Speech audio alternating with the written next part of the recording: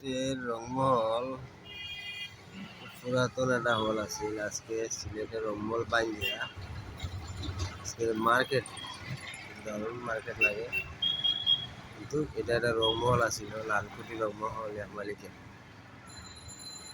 পুরাতন একটা হল আছে, নন্দিতা সিনেমা হল দুইটা পরে গেছে, দুইটা পরে অনেক আগের আছে, অনেক আগের একটা স্মৃতি।